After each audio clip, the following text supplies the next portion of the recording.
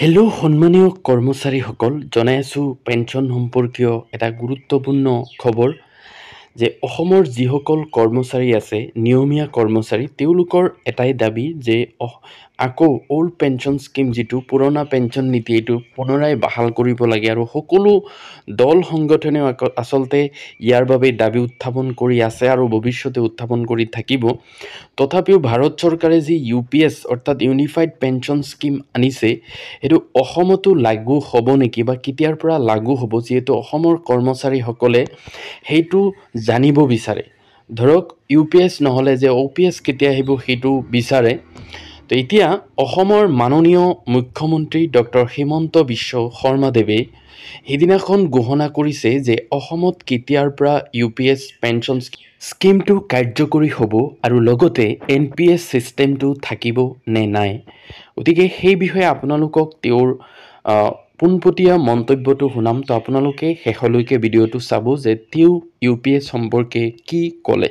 তো বলক ভিডিঅ'টো আৰম্ভ কৰোঁ।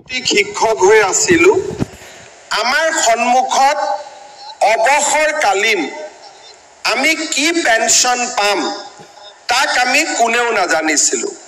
CPF-ত আমাৰ 10% দৰমহাৰ ধন জমা আছিলে আৰু লাহে লাহে দৰমহাৰ স্লেবটো বাঢ়ি যোৱাৰ পিছত CPF-ৰ আওতাৰ পৰাও আমি বাহিৰত আছিলো। এতিয়া যিসকলৰ 25 বছৰ আৰু 10 বছৰ চাকৰি এতিয়াও থাকিব, আপোনালোকে জানে যে ভাৰত চৰকাৰে ইউনিফাইড পেঞ্চন স্কিম, এই পেঞ্চন স্কিম আমাৰ বাবে লৈ আহিছে। এতিয়াৰ পৰা আমি অহা কালিৰ পৰা, যদিও UPS অসম চৰকাৰে এতিয়াও গ্ৰহণ কৰা নাই, কিন্তু অহা কালিৰ পৰা আপোনালোক NPS-ত আৰু NPS-ত যোগদান কৰা সকলে অট'মেটিকেলি 1 এপ্ৰিলৰ পৰা আপোনালোকে UPS-লৈকে আপোনালোকে যাবলৈ সক্ষম হ'ব। ইয়াৰ ফলত অৱসৰকালীন জীৱনত যিটো সৰ্বশিক্ষা অভিযানত থকালৈকে যিটো অৱসৰকালীন জীৱনৰ এটা নিশ্চয়তা আমাৰ নাছিলে, এতিয়া আমি বহু পৰিমাণে অৱসৰকালীন জীৱনত এটা নিশ্চয়তা পাবলৈ সক্ষম হ'ম।